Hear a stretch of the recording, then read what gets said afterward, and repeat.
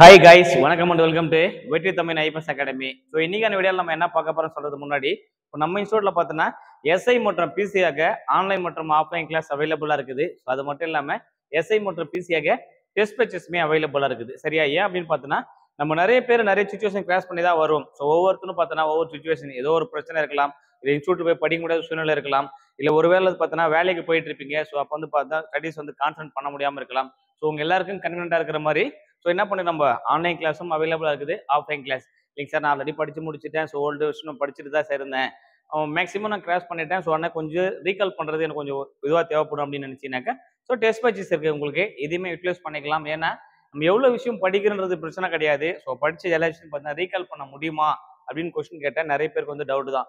So ஒரு book கொடுத்து படி அப்படின்னா என்ன பண்ணுவாங்க, ஒரு வாரம் டைம் கொடுத்தா படிச்சு முடிச்சிருவோம். பட் அதை அண்டர்ஸ்டாண்ட் பண்ணிக்கிட்டோமா, இல்லை படிச்சது எல்லாமே ஞாபகத்தில் இருக்குதா அப்படின்னு டெஸ்ட் பண்ணி பார்க்கறதுக்கு செல்ஃப் எவாலுவேஷன் ரொம்ப ரொம்ப முக்கியம். அந்த செல்ஃப் எவாலுவேஷன் என்ன பண்ண போறோம், டெஸ்ட் பேட்ச் வந்து யூஸ் பண்ண போறீங்க. ஸோ நம்ம இன்ஸ்டியூட்ல பார்த்தோன்னா எஸ்ஐக்கான்னு சொல்லி டபுள் ஸ்டார் அப்படின்னு டெஸ்ட் பேட்ச் போயிட்டு இருக்குது. பிசிஆர் பார்த்தோன்னா யுத்தம் செய் அப்படின்னு ஒரு டெஸ்ட் பேட்ச் வந்து போயிட்டு இருக்குது. ஸோ நீங்க கண்டிப்பாக ஜாயின் பண்ணுங்க, 100% உங்களுக்கு ஹெல்ப்ஃபுல்லா இருக்கும். So PCR test batch just 399 ரூபாய் மட்டுமே. எஸ்ஐக்கான் டெஸ்ட் பேட்ச் பார்த்தோன்னா ஜஸ்ட் 500 rupees ஒன்லி. ஸோ தமிழ்நாட்டிலே குறைந்த ஃபீஸ் தான் கொடுத்துக்கிட்டு இருக்கோம். ஸோ ஏழை எளிய மாணவர்கள், கிராமப்புற மாணவர்கள், ஸோ அனைவரும் அரசாங்க அதிகாரியாக வேண்டும் அப்படின்ற நோக்கத்தோடு தான் செயல்பட்டு கொண்டிருக்கிறோம். ஸோ இன்னைக்கு வந்து நம்ம வீடியோவில் என்ன பார்க்க போறோம் அப்படின்னு நினைச்சுனாக்கா, ஸோ எஸ்ஐ டபுள் ஸ்டார் அப்படின்னு ஒரு டெஸ்ட் பேட்ச் போயிட்டு இருக்குல்ல, அதுல டெஸ்ட் நம்பர் 14ல கொஸ்டின் நம்பர் 1 to 30 வரைக்கும் நீங்க பார்க்கலாம். ஸோ அடுத்து செகண்ட்ல பார்த்தீங்கன்னா செகண்ட் வரைக்கும் பார்க்கலாம். சரியா? ஸோ கண்டிப்பா இது யூஸ்ஃபுல்லா இருக்கும். ஸோ யூஸ்ஃபுல்லா இருந்துச்சு அப்படின்னு நினைச்சீங்கன்னா இந்த வீடியோக்கு ஒரு லைக் பண்ணுங்க. ஸோ எத்தனை கொஸ்டின் சரியான ஆன்சரை போடுறீங்க அப்படின்றத மறக்காம கமெண்ட் பாக்ஸ்ல போஸ்ட் பண்ணி விட்டுருங்க. சரியா? உங்களுக்கான கேள்விகள் இடம்பெறும். ஸோ நீங்க காத்துக்கிட்டு இருங்க, உங்களுக்கான கேள்விக்கு வந்து ஆன்சர் பண்ண மறக்காதீங்க. ஓகே, ஸ்டார்ட் பண்ணலாம். கொஸ்டின் நம்பர் 1, சீனாவின் துயரம் என அழைக்கப்படும் ஆறு எது? இப்போ துயரம் அப்படின்னு சொல்லும்போது ஒவ்வொரு இடத்துல ஒவ்வொரு மாதிரி கொடுத்துருப்பாங்க. ஏன் அப்படின்னா சீனாவின் துயரம் சொல்லும்போது எல்லோ ரிவர், மஞ்சள் ஆறு அப்படின்னு கொடுத்துருப்பாங்க. ஸோ இப்போ ஜென்ரலா இந்த 4 ஆப்ஷன் வச்சு பார்க்கும்போது சீனாவில் ஒரே ஒரு ஆறு தான் இருக்குது, மஞ்சள் ஆறு மட்டும் தான் கொடுத்துருப்பாங்க, வேற எந்த ஆறும் கிடையாது. ஏன்னா அமேசான் ஆறு அப்படின்னு சொல்லும் போது இது அமெரிக்காவில் காணப்படுது, தென் அமெரிக்காவில் காணப்படுறது.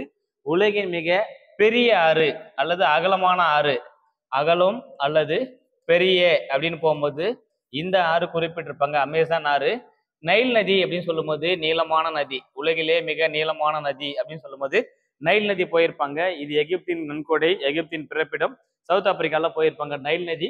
இது தென் அமெரிக்கா, இது வந்து சவுத் ஆப்பிரிக்கா. தென் ஆப்பிரிக்கா, இது தென் அமெரிக்கா.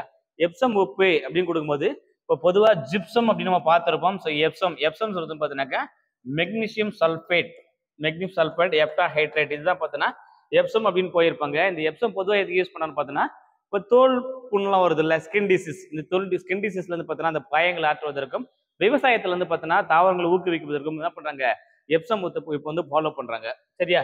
ஸோ இப்போ எல்லோ ரிவர் இங்க வரும், எல்லோ அவர். இப்போ பொதுவாக துயரம் அப்படின்ற கான்செப்ட் எதை பற்றி கொடுத்துருப்போன்னா, இப்போ ஒருவேளை ஹெவியான மழை, ஸோ எல்லாருக்குமே தெரிஞ்சுக்க நினைக்கிறேன், இன்னைக்கு நியூஸ் பார்த்துருப்பேன், சவுதி அரேபியா. ஸோ அந்த சைடில் பார்த்தோன்னா இன்னைக்கு வந்து பார்த்தோன்னா பயங்கரமான மழை, துபாய் பகுதி. அதை பார்த்தோன்னா பொதுவாக சொல்லும் போது அந்த கட்டக்கண்டு அப்படின்னு சொல்லுவாங்கல்ல, அந்த கண்ட்ரிலாம் பார்த்தோன்னா ஹெவியான மழை பெஞ்சு, வரலாறு காணாத மழை பெஞ்சு பயங்கரமா பார்த்தோன்னா வெள்ளப்பெருக்கு ஏற்பட்டு ஃப்ளோ ஆகிட்டு இருக்குது. ஸோ இந்த மாதிரி அதிகமாக ஃப்ளோ ஆகும்போது தண்ணி என்ன பண்ணுது, ஆற்று வழியாக தான் கிராஸ் பண்ணும். ஏன்னா ஏரி, குளம், குட்டை எல்லாம் ரம்பி போச்சுன்னா தண்ணி என்ன பண்ணுவாங்க, வடிகால் அமைப்பு வழியாக ஆற்றை விட்டு, ஆற்று இருந்து நினைப்பாங்க ஒரு கடலை போய் கலக்கிற மாதிரி வடிகால் அமைப்பை ஸ்ட்ராங் பண்ணியிருப்பாங்க. ஸோ அந்த மாதிரி இந்த ரிவர், எல்லோ ரிவர் அப்படின்னு அழைக்கப்படுறா மஞ்சள் ஆறு ஃப்ளோ ஆகிட்டு ஓடும்போது இரு கரைகளிலும் இருக்கிற இடம் என்ன பண்ண போது, அடிச்சுக்கிட்டு போயிடும். அதனால இது துயரம் அப்படின்னு குறிப்பிட்டிருப்பாங்க. அங்கே வந்தாவே அதிகமாக ஃப்ளோ வச்சிடவே அந்த கரையோர இருக்கிற மக்கள் என்ன பண்ணுவாங்க, பயப்பட ஆரம்பிப்பாங்க. ஸோ இந்த மாதிரி கொடுத்துருப்பாங்க. சீனாவின் துயரம் என்று அழைக்கப்படுவது மஞ்சள் ஆறு.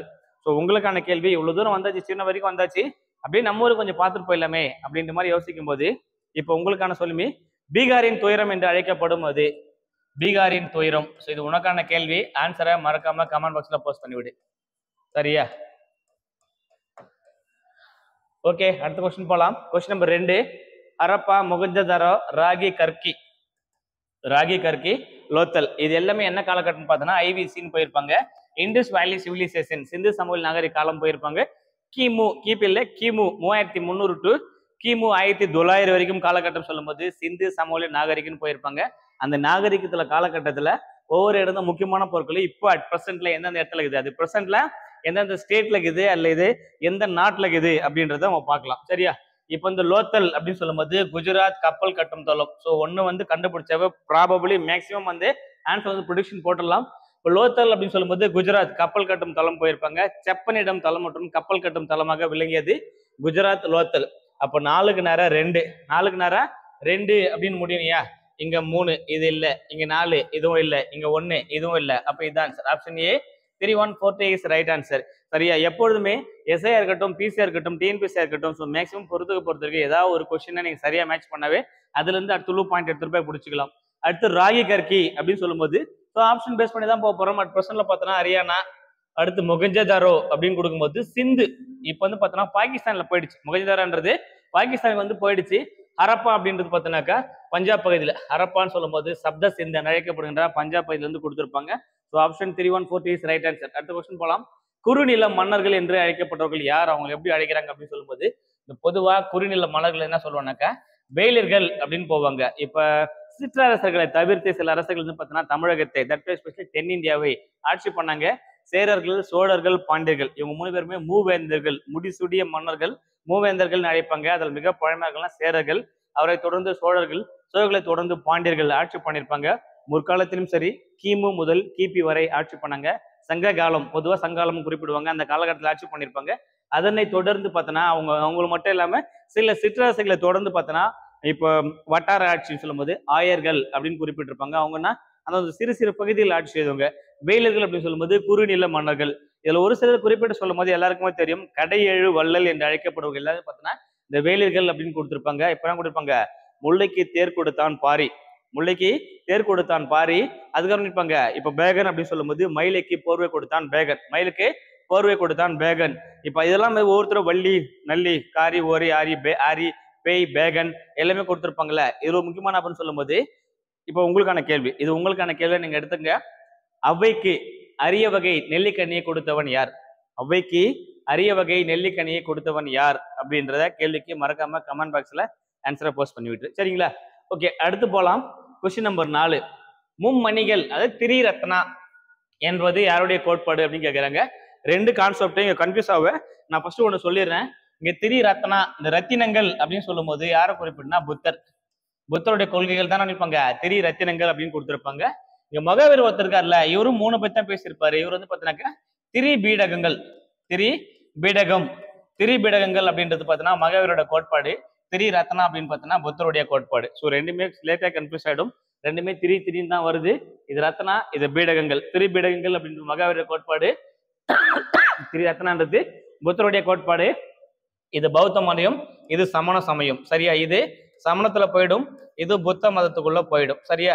ஸோ ரெண்டுத்துக்குமே பார்த்தோன்னா இவங்க 2 பேருடைய பொதுவான கான்செப்ட் அப்படின்னு பார்க்கும்போது பீஸ், அமைதியை நிலைநிறுத்துவதே உங்களுடைய கான்செப்டா இருக்கும். இந்த கான்செப்டை ஃபாலோ பண்ணி அகிம்சை அப்படின்ற கான்செப்ட்னா இப்போ காந்தியடிகள் வந்து இந்தியாவுக்குள்ள கொண்டு வந்திருப்பாரு. சவுத் ஆப்பிரிக்கால ஸ்டார்ட் பண்ணி இந்தியாவுக்குள்ள அகிம்சைன்ற கான்செப்டை எடுத்துட்டு வந்திருப்பாரு. சரிங்களா? இப்போ அடுத்து போகலாம். இந்த லாவோட்ஸோ அப்படின்னு சொல்லும்போது கன்ஃபியூஷன் மதத்தை தோற்றுவித்ததை தான் கொடுத்துருப்பாங்க. இது இப்போதான் இந்தியாவில் கிடையாது. இப்போ இந்த கன்ஃபியூஷஸ் லாவோட்ஸ் எல்லாம் பார்த்தீங்கன்னா சீன மதத்தை சார்ந்தது. அடுத்து போகலாம். Question number 5. சங்க காலத்தில் பயன்படுத்தப்பட்ட எழுத்து முறை. ஃபர்ஸ்ட் சங்க காலம்னா பார்த்துருவோம், ஆல்ரெடி சொன்னதுதான். கிமு 3ஆம் நூற்றாண்டு டு கிபி 3ஆம் நூற்றாண்டு வரை சங்க காலம் என்று அழைக்கப்படுகிறது. இந்த சங்க காலத்தை அப்படியே வரும்போது முக்கியமான நூல்கள் சொல்லும்போது 18 மேற்கணக்கு நூல்கள், 8 தொகை, 10 பாட்டு, இந்த 18 நூல்களும் 18 மேற்கணக்கு நூல்கள்னு சொல்லுவாங்க. இது சங்க காலத்தை பற்றி அறிந்து கொள்ள உதவும் முக்கியமான நூல் வகையை கருதுறாங்க. இதுக்கப்புறம் பார்த்தோன்னா அந்த 3ஆம் நூற்றாண்டை தொடர்ந்து கொஞ்சம் பார்த்தோன்னா சங்கம் மருவிய காலம், சங்கம் மருவிய காலம் அப்படின்னு போயிருப்பாங்க. அந்த இடத்துல பார்த்தோன்னா நமக்கு என்ன கொடுத்துருப்பாங்கன்னா 18 கீழ்கணக்கு நூல்களான அறநூல்கள், அகநூல்கள், புறநூல்கள் அப்படின்னு 3ஆ டிவைட் பண்ணியிருப்பாங்க. அதுல கொடுத்துருப்பாங்க அறநூல்கள், புகநூல்கள், அகநூல்கள் அப்படின்னு பிரிச்சிருப்பாங்க. இதெல்லாம் 18 கீழ்கணக்கு நூல்கள். அதுல முக்கியமான நூல் சொல்லும்போது ஆளும் வேலும் பல்லுக்குருதி, 4ம் 2ம் சொல்லுக்குருதி அப்படின்ற மாதிரி 4 அடியாரும் திருக்குறளும் முக்கியமான நூலா கீழ்கணக்கு நூல்களை அறநூல்களா கொடுத்துருப்பாங்க. சரிங்களா?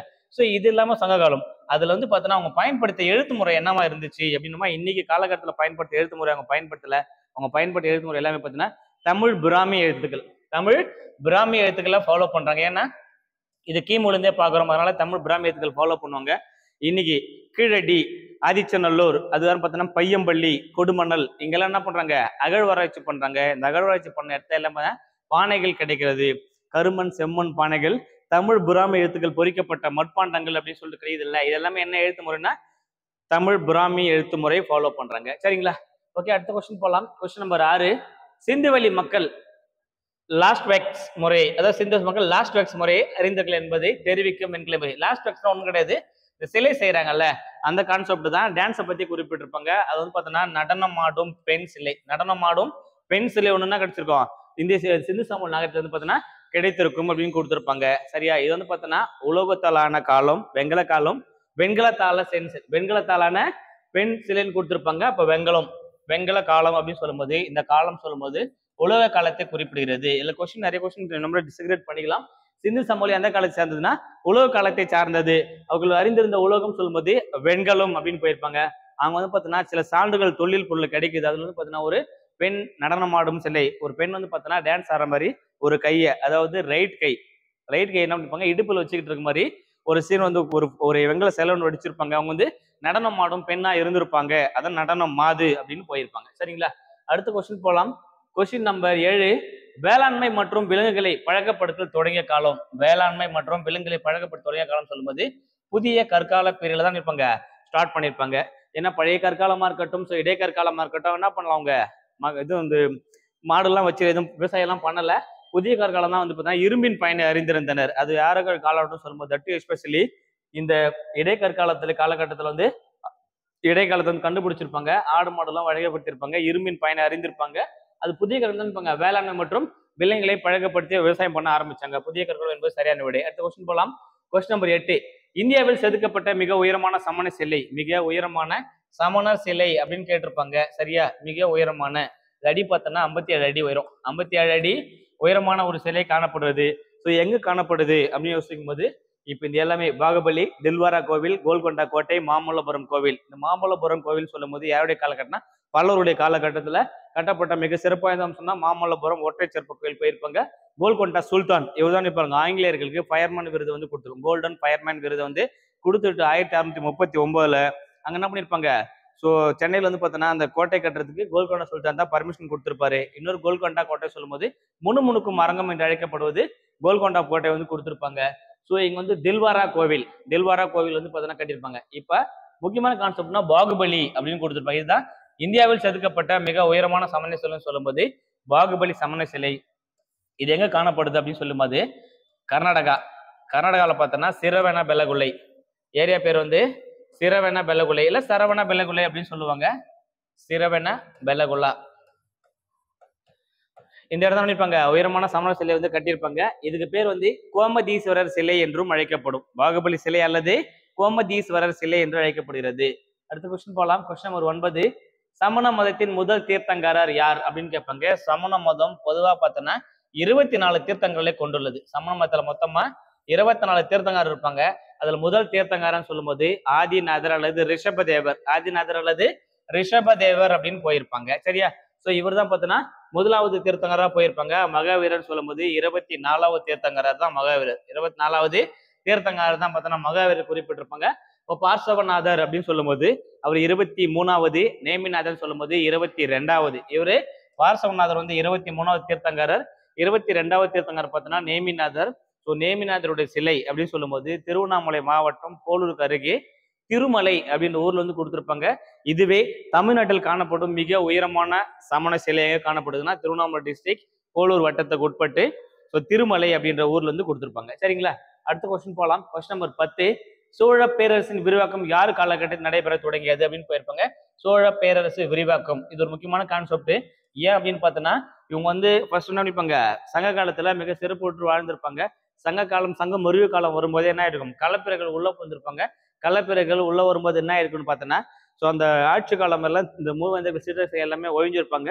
அப்புறம் இடைக்கால பீரியட்ல அப்படியே ஆட்சி பண்ணிப்பாங்க. பல்லவர்கள் வந்திருப்பாங்க. ஸோ கடைசி என்ன பண்ணிப்பாங்க, இந்த சாளுக்கிய வம்சம், துளு வம்சம்லாம் உள்ள வந்திருப்பாங்க. இவங்களை எல்லாம் பீட் பண்ணிட்டு திரும்ப மேலை சாளுக்கியர்கள் கீழே சாளுக்கியர்கள்லாம் பீட் பண்ணிட்டு திரும்ப வந்து பார்த்தோன்னா சோழன் வந்து பார்த்தோன்னா விஜயலாய சோழன் அவர் தான் என்ன பண்றாரு, இந்த பிற்கால சோழ அரசு பார்த்தோன்னா புதுப்பிக்கிறாரு.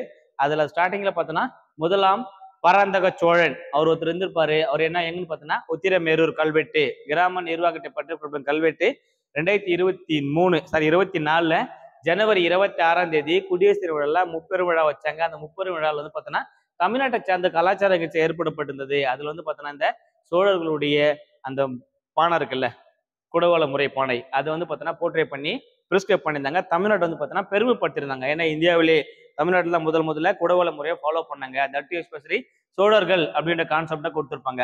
அதுக்கப்புறம் பார்த்தோன்னாக்கா ஸோ யாருடைய காலகட்டம் மிக சிறந்த அரசன் அப்படின்னு யாரும் சொல்லுவாங்கன்னா, முற்கால சோழர்கள் சிறந்த அரசன் சொல்லும்போது கரிகால சோழன் எல்லாருக்குமே தெரியும். கல்லணை கட்டிய கரிகால சோழன் அவர் தான் பார்த்தோன்னா மிக சிறந்த அரசர். அதுக்கப்புறம் பிற்கால சோழர்களுடைய யாருடைய காலகட்டத்தை ஆட்சி விரிவடைய ஆரம்பிச்சுன்னு பார்த்தோன்னாக்கா நமக்கு எல்லாருக்குமே தெரியும். 6 பூகம்பம், ஸோ கிட்டத்தட்ட பார்த்தோன்னா 1000 ஆண்டுகளை தாண்டி ஒரு கோவில் கம்பீரமாக தமிழின் பெருமையை பறைசாற்றிக் கொண்டிருக்கிறது அப்படின்னு சொன்னா அது சோழர்களுக்கே அந்த பெருமை சாரும். அந்த கோவில் எங்கேயும் இல்லை, தஞ்சாவூர், சோழர்களின் தலைநகரான தஞ்சாவூர்ல கட்டப்பட்ட தஞ்சை பெருவுடையார் கோவில் அழைக்கப்பட்ட தஞ்சை பெரிய கோவிலை கட்டிய முதலாம் ராஜராஜ சோழன் அவர் தான் பார்த்தோன்னா மிக சிறந்த அரசராக கருதப்படுகிறார். சரியா? ஸோ அவரை தொடர்ந்து பார்த்தோன்னா அவருடைய மகன் முதலாம் ராஜேந்திரன் வந்திருப்பாரு. அவர் வந்து பார்த்தோன்னா கங்கை கொண்ட சோழபுரம்ன்ற மாதிரி. ஸோ அவர் என்ன பண்ணிப்பாரு, பின்னாடி வந்து பார்த்தோன்னா அவங்க அப்பா கட்டிய கோயிலை காட்டிலும் மிக சிறந்த கோயில் வந்து அவருடைய படைப்புகளும் வந்து கட்டியிருப்பாங்க. சரியா? ஸோ இவங்கெல்லாம் ரொம்ப ஃபேமஸா போயிருப்பாங்க. அடுத்து கங்கையும் கடாரமும் கொண்ட சோழனின் பட்டத்தை பெற்றவர் யார்? கங்கை கொண்டான் மற்றும் கடாரம் கொண்டான். இப்பதான் சொன்ன கங்கை கொண்ட சோழபுரம்ன்ற மாதிரி. ஸோ முதலாம் ராஜேந்திர சோழன் இவர் தானே சொல்லுவாங்க கங்கை கொண்ட சோழன் அல்லது கடாரம் கொண்ட சோழன். ஏன்னா கங்கை கடாரத்துல என்ன பண்ணிருப்பாரு, அந்த பாண்டியர்களை வீழ்த்தி இருப்பாரு. அதனால இவர் வந்து பார்த்தீங்கன்னா கடாரம் கொண்ட சோழன் இருப்பாங்க. கங்கை கொண்ட சோழன் அல்லது கடாரம் கொண்ட சோழன் என்று அழைக்கப்படுவது யாருன்னு பார்த்தலாம் முதலாம் ராஜேந்திர சோழன். இப்ப குலோத்துங்க சோழன் அப்படின்னு சொல்லும்போது சுங்கம் தவிர்த்த சோழன் அழைக்கவர் பார்த்தீங்கன்னா முதலாம் குலோத்துங்க சோழன். இவர் தான் என்ன பண்ணிருப்பாரு, மக்களுக்கு விதிக்கப்பட்டிருந்த வரிகளை தள்ளுபடி பண்ணியிருப்பாரு. வரியை வசூல் பண்ண தலைவர் சுங்கம் அப்படின்னா வரி. இப்ப டோல்கேட் அதுதான் சுங்க வரின்னு சொல்லி டோல்கேட் கட்டு வரும். அந்த சுங்க வரியை தவிர்த்தால் இவரு சுங்கம் தவிர்த்த சோழன் அழைக்கப்படுவது பார்த்தீங்கன்னா முதலாம் குலோத்துங்க சோழன். அடுத்த கொஸ்டின் போகலாம். Question number 12. அங்கோவாட் கோவில் உள்ள நாடு எது? இப்போ வந்து நாடு அப்படின்னு சொல்றதால அது வந்து கம்போடியா, சீனா பக்கத்துல கம்போடியா ஏரியால வந்து கொடுத்துருப்பாங்க. ஸோ இது நாடு. ஒருவேளை கண்டம் அப்படின்னு கேட்டிருந்தா இது ஆசிய கண்டத்துல தான் காணப்படுது, ஆசியன் கண்டத்துல தான் காணப்படுகிறது அப்படின்னு போயிருப்பாங்க. அங்கோவாட் கோவில் சரி, இது அங்கோவாட் கோவில் இது சூரிய கோவில் அப்படின்னு சொல்லுவாங்க. உலகில் கட்டப்பட்ட கோயில்ல மிகப்பெரிய கோவில் சொல்லும்போது கம்போடியாவில் காணப்படுகின்ற அங்கோவாட் கோயில தான் குறிப்பிட்டுருவாங்க.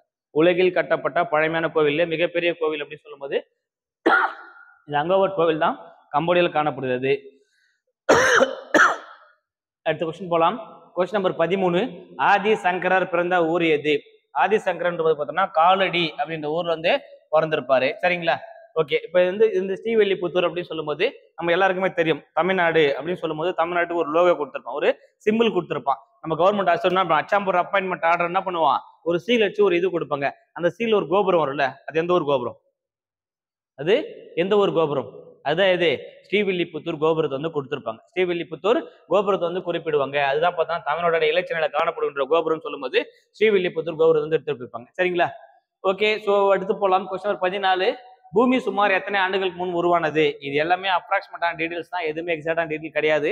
தோராயமா பார்க்கும்போது ஸோ 4.54 பில்லியன் ஆண்டுகள் 4.54 பில்லியன் ஆண்டுகள் போயிருப்பாங்க. ஏன்னா எப்படி உருவாச்சு அப்படின்னு சொல்லும்போது பெரு வெடிப்பு கொள்கை அப்படின்ற கான்செப்ட் தான் பூமி உருவானதா ஒரு வரலாறு குறிப்பிடுறாங்க. ஏன்னா உங்களுக்கும் தெரியாது, எனக்கும் தெரியாது, யாருமே எழுதி வைக்கல.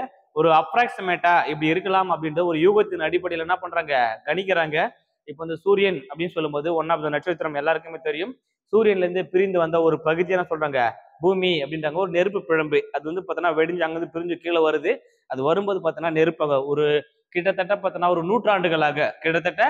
நூற்றாண்டுகளாக என்ன பண்ணுது, 100னா 100 கிடையாது, பல நூற்றாண்டுகளாக என்ன பண்ணுது, அப்படியே அந்த நெருப்பு தகன்னு எரிஞ்சுக்கிட்டே இருக்குது.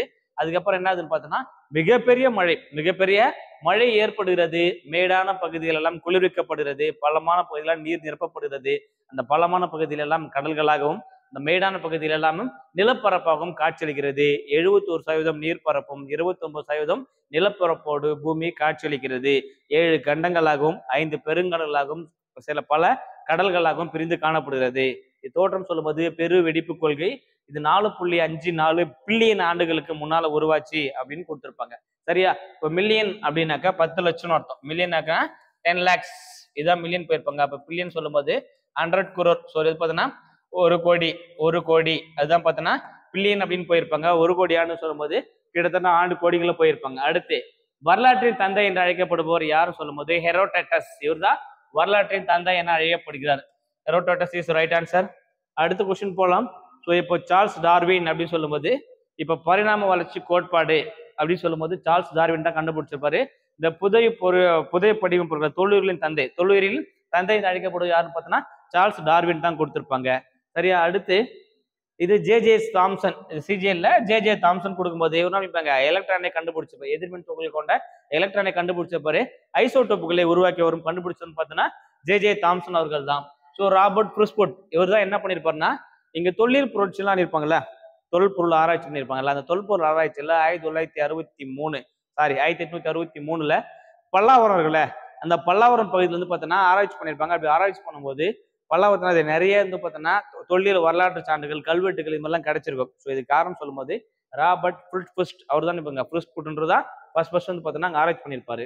கொஸ்டின் நம்பர் 16 உலகின் மிக தொன்மையான அருங்காட்சியகம். சரியா? உலகின் மிக தொன்மையான அருங்காட்சியகம் அப்படின்னு சொல்லும்போது எண்ணி கால்டின் அண்ணா இதுதான் பார்த்தோன்னா உலகில் தொன்மையான அருங்காட்சியகம். ஸோ மிக பழமையான அருங்காட்சியகம் பல்கலைக்கழக அருங்காட்சியகம் சொல்லும்போது ஆஸ்மோலியன் பல்கலைக்கழக அருங்காட்சியகம். பல்கலைக்கழக அருங்காட்சியகம்னா ஆஸ்மோலியன் போயிருப்பாங்க. ஸோ இப்போ கேபிட்டல் லைன் அது கொடுத்துருப்பாங்க. இப்போ லைப்ரரி ஆஃப் காங்கிரஸ் அப்படின்னு சொல்லும்போது இதுதான் பார்த்தோன்னா உலகில் மிகப்பெரிய நூலகம். உலகில் மிகப்பெரிய நூலகம் சொல்லும்போது லைப்ரரி ஆஃப் காங்கிரஸ் எங்க இருக்குன்னா அமெரிக்காவில் காணப்படுகிறது. கொஸ்டின் நம்பர் 17 மனிதனின் தோற்றம் என்ற நூலை எழுதியவர் யார் அப்படின்னு சொல்லிப்பாங்க. பரிணாம வளர்ச்சி கோட்பாடும் மனிதர்களின் தோற்றம் ஆல்மோஸ்ட் ரெண்டுமே சேம் தான். So option B Charles Darwin என்பது சரியான விடை. சார்லஸ் டார்வின் என்பது சரியான விடை. அடுத்த கொஸ்டின் போலாம்.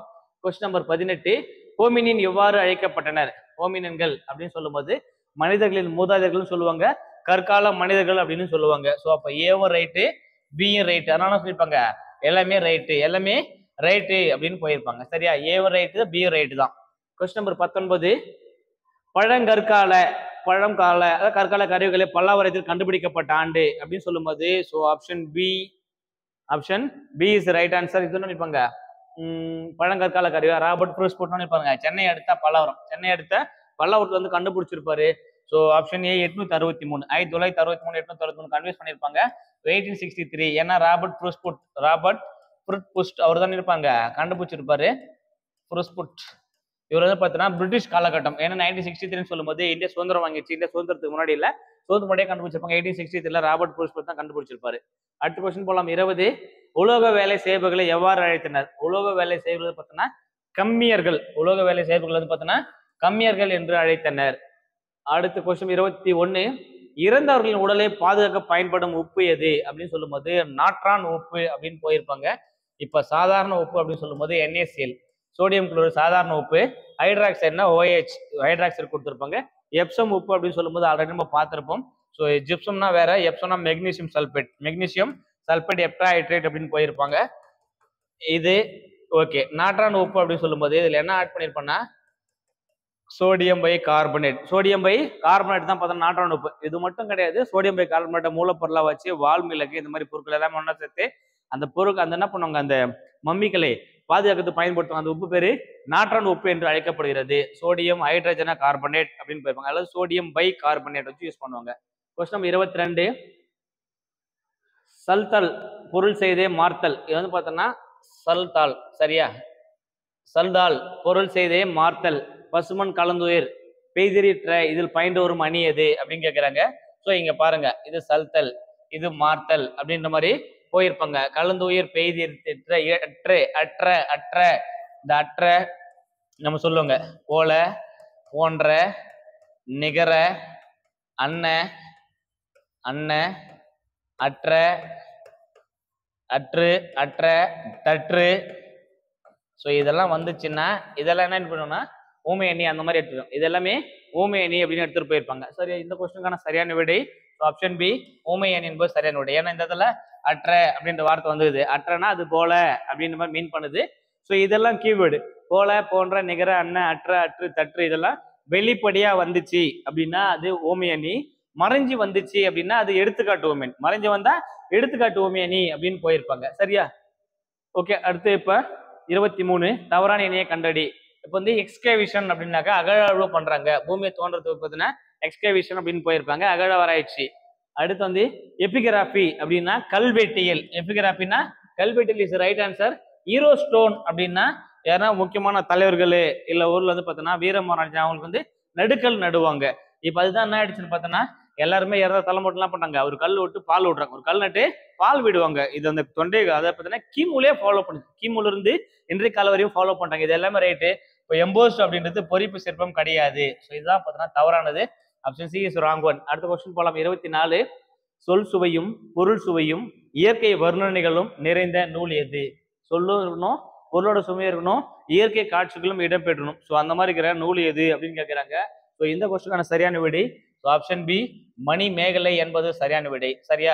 இது மணிமேகலை அப்படின்னு சொல்லும்போது இது வந்து பௌத்த காப்பியம். இது பௌத்த காப்பியம் அப்படின்னு அழைப்பாங்க. இது துறவு காப்பியம் அப்படின்னு சொல்லுவாங்க. ஏன்னா அவங்க வந்து துறவு போற வாழ்க்கை துறவு காப்பியம் என்று அழைக்கப்படுகிறது. இந்த மணிமேகலை மற்றும் சிலப்பதிகாரம் ரெண்டுமே இரட்டை காப்பியம் என்று அழைக்கப்படுகிறது. ஏன்னா தமிழ் கிடைக்கப்பட்ட முக்கியமான 50 காப்பியங்கள இது 2 இரட்டை காப்பியங்கள். சிலப்பதிகாரம் எழுதப்பட்ட காலமும் மணிமேகலை எழுதப்பட்ட காலமும் ஒண்ணு. இந்த சிலப்பதிகாரத்தின் காப்பிய நாயகனான கோவலன் மற்றும் கண்ணகி இவங்க 2 பேர் தவிர்த்து இன்னொரு கேரக்டர், முக்கியமான கேரக்டர்னா அது மாதவி. அந்த கோவலனுக்கும் மாதவிக்கும் பிறந்த மகள் தான் யாருன்னு பார்த்தோன்னா மணிமேகலை. இவங்களுடைய வாழ்க்கை சிலப்பதிகாரம் சொல்லியிருப்பாங்க. அதுக்கப்புறமா அவங்களுக்கு பிறந்த மகள்ன்றதால மணிமேகலை இன்னொரு கூட்ட வச்சு எழுதியிருப்பாங்க. இது சிலப்பதிகாரம் எழுதுன்னு பார்த்தோன்னாக்கா இளங்கோவடிகள். இவர் வந்து இளங்கோவடிகள் அப்படின்னு போயிருப்பாங்க. சரியா? ஸோ அதுக்கப்புறமா அதை எழுதி பார்த்தோன்னா சீத்தலை சாத்தனார். மணிமேகலை வந்து சீத்தலை சாத்தனார் ஒன்று எழுதியிருப்பாரு. இது கண்டினியூ பண்ணி எழுத்தாளர். இது ரெண்டுமே இரட்டை காப்பியங்கள் என்று அழைக்கப்படுகிறது. ஓகே, அடுத்து கம்ப ராமாயணம் அப்படின்னு சொல்லும்போது கம்பருடைய வாழ்க்கை வரலாற்றை, கம்பருடைய வாழ்க்கை வரலாற்று இருப்பாங்க 6 காண்டங்களாக வந்து எழுதியிருப்பாங்க. அதுதான் கம்பராமாயணம் அப்படின்னு போயிருப்பாங்க. சரியா? ஸோ இது வந்து பார்த்தோன்னாக்கா கம்பராமாயணத்தை ரொம்ப ஃபேமஸா போட்டிருப்பாங்க. அடுத்து திருவாசகம். திருவாசகம் சொல்லும் போது மாணிக்க வாசகர் எழுதியிருப்பாரு 12 திருமுறைகள். இது வந்து பார்த்தோன்னா 8ஆம் திருமுறைன்னு சொல்லும் போது திருவாசகம் மாணிக்க வாசகர் எழுதியிருப்பாரு. அடிக்கடி சொல்லியிருப்பாங்க திருவாசகத்திற்கு இணையாக ஒரு வாசகம் உண்டோ அப்படின்னு கொடுத்துருப்பாங்க. இப்ப திருவாசகம் சொல்ல சொல்ல பார்த்தோன்னா வாய் மணக்கும் அப்படின்னு சொல்லுவாங்க. எந்த அளவுக்கு பார்த்தோன்னா ஒரு சொற்சுவைகளை வந்து கூடிய நாள்னு சொல்லும் போது திருவாசகம் வந்து கொடுத்துருப்பாங்க. சரியா? மாணிக்கவாசகர் எழுதியிருப்பாரு. மணிமேகலைன்னா சீத்தலை சாத்தனார், சிலப்பதிகாரனா இளங்கோவடிகள், கம்பராமாயணம் அப்படின்னு சொல்லும் போது 2 பேர் எழுதியிருப்பாங்க. அவங்க வந்து பார்த்தோன்னா வேதவியாசர், வால்மீகி வந்து எழுதியிருப்பாங்க. தமிழ்நாட்டில் வந்து பார்த்தா கம்பர், தமிழ் வந்து கம்பர் எழுதினால இது கம்ப ராமாயணம். இது வந்து பார்த்தோன்னா ராமாயணம் பேர் வச்சிருப்பாங்க. ராம அவதாரம் அப்படின்னு குறிப்பிடுவாங்க. கம்பர் எழுதிய காரணத்தால் இது கம்ப ராமாயணம் அப்படின்னு போயிருப்பாங்க. சரியா? ஸோ வடமொழியிலிருந்து டிரான்ஸ்ஃபர் பண்ணி எழுதப்பட்ட மொழி தான் இது. கொஸ்டின் 25 திமிழுடன் கூடிய காளை ஓவியம் காணப்படும் இடம். திமிழுடன் கூடிய காளை. இப்ப ஏன்னா காளை அப்படின்னு சொல்லும் போது பழைய காலகட்டத்துல மாடுகள் எப்படி போர்ட்ரேட் பண்ணாங்க, இந்த ஏறு தெழுதல் அப்படின்ற கான்செப்டுக்காக தான் இந்த படம் கொடுத்துருப்பாங்க. இது 8th தமிழ் புக்கில் போயிருப்பாங்க. ஸோ இப்போ தமிழ் புக் அப்படின்னு நம்ம எடுக்கும்போது என்ன கான்செப்ட், என்னடா எதை பத்தி இது சார் 8th 9th தமிழ் புக்கில் கொடுத்துருப்பாங்க. ஏறு தழுவுதல் அப்படின்ற கான்செப்ட். ஏறு தழுவுதல் ஒன்றும் கிடையாது. நம்ம ஊர்ல ஜல்லிக்கட்டு, மஞ்சு விரட்டு, ஏறு தழுவுதல், மாடு விரட்டுறது, இந்த மாதிரி பிற பெயர்ல பேய்கிறாங்கல்ல, இது எல்லாமே பார்த்தோன்னா இதுதான் கான்செப்ட். முல்லை களி பொதுவாக பார்த்தோன்னா களி தொகையில கொடுத்துருப்பாங்க. களி தொகையில பார்த்தோன்னா தட் எஸ்பெஷலி முல்லை களி ஏறு தழுவுதல் பற்றி செய்திகளை தெளிவாக குறிப்பிடுகிறது அப்படின்னு போயிருப்பாங்க. அப்ப திமிழுடன் கூடிய காளை ஓவியம் காணப்படும் சொல்லும் போது தமிழ்நாட்டுல ஸோ அந்த காலகட்டத்தை அதை பத்தி நினைப்பாங்க டெவலப் பண்ணி வச்சிருக்காங்க. அது ப்ரெசென்ட்ல எங்க இருக்குது அப்படின்னு பார்த்தோன்னாக்கா சித்திரக்கல் புடவில் அப்படின்ற ஊர்ல, சித்திரக்கல் புடவில் அப்படின்றத கொடுத்துறாங்க. நீலகிரியில பார்த்தோன்னா பொறிவரை கோவில் அப்படின்னு நீலகிரில வந்து பொறிவரை கோவில்னு சொல்லியிருப்பாங்க. அங்க இன்றளவும் பழமையான ஒரு ட்ரைப்ஸ் வந்து பார்த்தோன்னா பழங்குடியினத்தின் மக்கள் இருக்காங்க. அவங்க இன்னி வரைக்கும் பார்த்தோன்னா நெருப்பு தீப்பெட்டி பயன்படுத்தாம நெருப்பு என்ன பண்றாங்க, கல் உரசி இன்னைக்கு வரைக்கும் பார்த்தோன்னா ஃபாலோ பண்ற பீப்புள்ஸ் வந்து நீலகிரியில ஸ்டில் நவ் இன்னைக்கு வரைக்கும் வாழ்ந்துட்டு வராங்க அப்படின்னு குறிப்பிட்டிருப்பாங்க. சரியா? அடுத்து போகலாம். கொஸ்டின் 26. இப்போ வந்து நிறைய நூல்கள் கொடுத்துருப்பாங்க. தண்ணீர் பேஸ் பண்ண நூல்கள் தான் போயிருப்பாங்க. ஸோ இதை வச்சு பார்க்கலாம். இப்போ வாய்க்கால் மீன்கள், மழைக்காலமும் குயிலோசமும், வாய்க்கால் மீன்கள், தண்ணீர் தேசம், தண்ணீர். இப்போ வந்து 2 கான்செப்ட் தான். தண்ணீர் அப்படின்னு ஒருத்தர் எழுதியிருப்பாரு. ஸோ அதுக்கப்புறம் தண்ணீர் தேசம், தண்ணீர் வழக்கால் மீன்கள் அப்படின்னு ஆப்ஷன் போயிருக்காங்க. இது மாதிரி தண்ணீர் வச்ச நூல்கள் வந்து பார்த்தோன்னா கொஞ்சமே நம்ம லைட்டாக நம்மள கன்ஃபியூஸ் பண்ற மாதிரி இருக்கும். ஸோ தண்ணீர் அப்படின்னு சொல்லும் போது தான் நம்ம புக்கில் கொடுத்துருக்க நூலே கோமல் சுவாமிநாதன் அப்படின்னு ஒருத்தர் எழுதியிருப்பாரு. ஸோ 1க்கு நேரம் 2. ஃபர்ஸ்ட் ஆன்சர் 2ன்னு சொல்லும் போது இதுவும் reject. So option A select ஆயிடுச்சு. தண்ணீர் தேசம் அப்படின்றது வைரமுத்து எழுதுறது. ஏன்னா கள்ளிக்காட்டு இதிகாசம் எழுதியிருப்பாரு. அதுக்காக வந்து பார்த்தோன்னா நினைப்பாங்க. ஸோ சாகித்ய அகாடமி விருதும் வாங்கியிருப்பாரு. தண்ணீர் தேசத்துக்காக வந்து பார்த்தோன்னா வைரமுத்து எழுதியிருப்பாரு. அடுத்து வாய்க்கால் மீன்கள் அப்படின்னும் போது ஸ்ட்ரெயிட்டா தாங்க, ரெண்டுமே ஸ்ட்ரெயிட்டா தாங்குது. வே இறையன்பு இவர் தான் யாருன்னு பார்த்தோன்னா முன்னாள் தமிழக தலைமை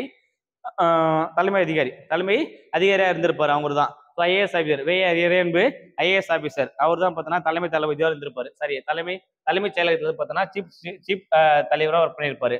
ஸோ மழைக்காலமும் குயிலேசம் சொல்லும்போது மா கிருஷ்ணன் அவர்கள். ஸோ ஆன்சர் பார்த்தீங்கன்னா so 2134 option A is right answer. அடுத்த கொஸ்டின் போகலாம். Question number 27. தென் திராவிட மொழிகள் எது? இப்போ வந்து பார்த்தீங்கன்னா திராவிட குடும்பம் சொல்லும்போது அதாவது சொல்லியிருப்பாங்கல்ல, கல் தோன்றி முள் தோன்று காலத்தே முன் தோன்றிய மொழி நம் மொழி தமிழ் மொழி அப்படின்னு தமிழின் பெருமையை குறிப்பிட்டிருப்பாங்க. திராவிட மொழி அப்படின்னு சொல்லுவாங்க. அதாவது திராவிடம் சொல்லும்போது 3ஆ டிவைட் பண்றாங்க. இப்படி அதன் அடிப்படையில் பேசின அடிப்படையில் 3ஆ டிவைட் பண்ணியிருப்பாங்க. ஸோ 1 தெற்கு பகுதியில் இருந்தால் இது தென் திராவிடம், நடுப்பகுதி நடு திராவிடம், வடப்பகுதி போனா வட திராவிட மொழி அப்படின்னு 3ஆ டிவைட் பண்ணியிருப்பாங்க. இப்போ தென் திராவிட மொழின்னு சொல்லும்போது தமிழ்நாடுல வந்து பார்த்தோன்னா தட் எஸ்பெஷலி தமிழ்நாடு, அதுக்கப்புறமா கூட வந்து பார்த்தோன்னா கன்னடம், மலையாளம், ஸோ இதெல்லாம் தென் திராவிட மொழிகள். அடுத்து நடு திராவிட மொழிகள் அப்படின்னு சொல்லும்போது இங்கன்னா டிராகோய் அப்படின்றது பார்த்தோன்னா இது வட திராவிடம், இது வட திராவிட மொழிகள் வந்து போயிடும். ஸோ நமக்கு வந்து என்ன கொடுத்துருப்போம்னா தென் திராவிடம் தான் கேட்டுறாங்க. இது தென் திராவிடம், நடு திராவிடம்னா தெலுங்கு, நடு திராவிடம்னா முக்கியமான மொழினா தெலுங்கு, வட திராவிடம் சொல்லும்போது டிராகுயி அப்படின்னு கொடுத்துருப்பாங்க. டிராகுய் இதுதான் பார்த்தோன்னா வட திராவிட மொழி. கதபா அதுவுமே வட திராவிட மொழி தான் போயிடும். ஸோ நமக்கு என்ன தென் திராவிட மொழி அப்படின்றதால துளு தானே அது தென் திராவிட மொழி. என்ன போயிருப்பான்னா தமிழ், மலையாளம், கன்னடம், துளு இதெல்லாம் இருப்பான்னா தென் திராவிட மொழிகள் போயிருப்பாங்க. வட திராவிடத்தில் முக்கியமான மொழினா டிராகுயி, நடு திராவிடம்னா தெலுங்கு மொழி சார்ந்ததுதான் மிக முக்கியமான மொழியா கருதியிருப்பாங்க. அடுத்த கொஸ்டின் போகலாம். கொஸ்டின் 28. மால்தோ, தோடா, கோண்டி முதலான மொழிகள் அனைத்தையும் இணைத்து தமிழின் என பெயரிட்டவர் யார்? மால்தோ, தோடா, கோண்டி முதலான மொழிகள் அனைத்தையும் இணைத்து தமிழியன் அப்படின்றதான் பார்த்தீங்கன்னா இப்ப என்ன ஆயிடுச்சுன்னா தமிழ், தமிழன், தமிழ் அப்படின்னு லாங்குவேஜ் வந்து வந்திருக்கும். ஏன்னா பெயரிட்டவர் யார் அப்படின்னு சொல்லி கேட்கிறாங்க. பிரான்சிஸ் எல்லிஸ் என்பவர் தான் இப்ப அந்த பெயர் வந்து வச்சிருப்பாரு. So option B Francis Ellis என்பது சரியான விடை. அடுத்த கொஸ்டின் போலாம். Question number 29. அழியா வனப்பு சிந்தாமணி இலக்கண குறிப்பு தருக. அழியா வனப்பு சிந்தாமணி அப்படின்னு போயிருப்பாங்க. ஸோ இது என்னன்னா ஈறுகட்ட எதிர்மறை பெயரச்சம். ஏன்னா இங்க அழியா அப்படின்றது எச்ச சொல், எச்சம்னா மிச்சங்குன்னு அர்த்தம். அழியா வனப்பு அப்படின்றது பெயர் சொல். அப்போ வந்து பெயர் சொல்லை கொண்டு முடியக்கூடிய எச்சம் பெயரச்சம் அப்படின்னு போயிருப்பாங்க. ஈறுகட்ட எதிர்மறை பெயரச்சம்ன்றதால இது option A is right answer. அடுத்த கொஸ்டின் போலாம். Question number 30. தௌலிஸ்வரம் அணை எந்த ஆற்றின் குறுக்கே கட்டப்பட்டுள்ளது? தௌலிஸ்வரம் சொல்லும்போது கோதாவரி ஆற்றின் குறுக்கே கட்டப்பட்டுள்ளது. இதோட டெக்னிக் அப்படின்னு சொல்லும் போது எதை பெற்றிருப்போம்னா திருச்சியில கட்டின கல்லணை டெக்னிக்கை ஃபாலோ பண்ணி தான் என்ன பண்ணியிருப்பாங்க, இதை வந்து பார்த்தோன்னா ஃபாலோ பண்ணியிருப்பாங்க. கல்லணையை ஃபாலோ பண்ணி தான் இந்த தௌலிஸ்வரம் அப்படின்ற அணை வந்து பார்த்தோன்னா கோதாவரி ஆற்றின் குறுக்கே கட்டியிருப்பாங்க. அதோட டெக்னிக் கல்லணையை பேஸ் பண்ணி வச்சிருப்பாங்க. ஏன்னா சார் ஆர்தர் காட்டன் அவர் தான் இருப்பாரு, அதை பத்தி ரிசர்ச் பண்ணியிருப்பாரு. அவர் ரிசர்ச் பண்ணும்போது தான் இருப்பாங்க அவருடைய காலகட்டத்தில் தான் இந்த அணையுமே கட்டப்பட்டது. இப்ப தென்பண்ணை ஆறு அப்படின்னு கொடுக்கும்போது தென்பண்ணை ஆறுன்னு சொல்லும்போது என்ன பண்ணுவாங்க, இப்ப டேம் இந்த எந்த ஆற்றின் குறுக்கே கட்டப்பட்டிருக்குன்னு சொல்லும்போது தென்பண்ணை ஆற்றின் குறுக்கே கட்டப்பட்ட டேம்னா 2 டேம் சொல்லலாம் நம்ம. ஒன்னு கிருஷ்ணகிரி ரிசர்வ் பாயிண்ட், இன்னொன்னு பார்த்தோன்னா செங்கம், திருவண்ணாமலை டிஸ்ட்ரிக்ட்ல செங்கம் பகுதியில் இருக்கிற சாத்தனூர் அணை. இது ரெண்டுமே பார்த்தோன்னா தென்பண்ணை ஆற்றின் குறுக்கே கட்டியிருப்பாங்க. இப்போ காவிரி ஆறு அப்படின்னு சொல்லும்போது காவிரி ஆற்றின் குறுக்கீழன்னு சொல்லும்போது இருப்பாங்க மிகப்பெரிய அணை, தமிழ்நாட்டில் மிகப்பெரிய அணை அல்லது மிக பழமை அணைகள் ஒன்று சொல்லும்போது கிராண்ட் அணைக்கட் என்று அழைக்கப்படுகின்ற கல்லணை ஃபர்ஸ்ட். நெக்ஸ்ட் ஸ்டான்லி நீர்த்தேக்கம் என்று அழைக்கப்படுகின்ற மேட்டூர் அணை. இது ரெண்டுமே பார்த்தோன்னா காவிரி ஆற்றின் குறுக்கே தான் கட்டியிருப்பாங்க. காவிரி ஆற்றின் குறுக்கே பார்த்தோன்னா ஒரு மிக சிறப்பு வாய்ந்த ஒரு நீர்வீழ்ச்சி காணப்படுறது. அது நீர்வீழ்ச்சி என்ன அப்படின்றத மறக்காம கமெண்ட் பாக்ஸ்ல போஸ்ட் பண்ணிவிட்டு. ஸோ ஞாபகம் இருக்குன்னு நினைக்கிறேன். இது குழு ஒன்னா கொடுக்குறேன். தமிழ்நாட்டிலே மிக குறைந்த அளவு கல்வியறி விகிதம் மற்றும் குறைந்த அளவு பாலின விகிதம் கொண்ட மாவட்டம் எதுவோ அந்த மாவட்டத்தில் உபயோகிக்கின்ற நீர்வீழ்ச்சி தான் நான் சொல்ற நீர்வீழ்ச்சி. ஸோ அது வந்து பார்த்தோன்னா காவிரி ஆற்றின் குறுக்கே தான் ஒரு நீர்வீழ்ச்சியா கிராஸ் ஆகுது. ஸோ அது எந்த நீர்வீழ்ச்சி அப்படின்றத மறக்காம கமெண்ட் பாக்ஸ்ல போஸ்ட் பண்ணிவிட்டு அடுத்த வீடியோக்கு வெயிட் பண்ணிட்டு. ஸோ இன்னொரு கண்டென்ட்டோட இன்னொரு வீடியோவோட இன்னொரு அப்டேட்டோட உங்களை மீட் பண்றேன். ஸோ தொடர்ந்து இணைந்து நீங்கள் பயணிப்பும் அரசு அதிகாரிகளே வெற்றி தமிழ் ஐபிஎஸ் அகாடமியுடன். நன்றி, வணக்கம், தேங்க்யூ ஸோ மச்.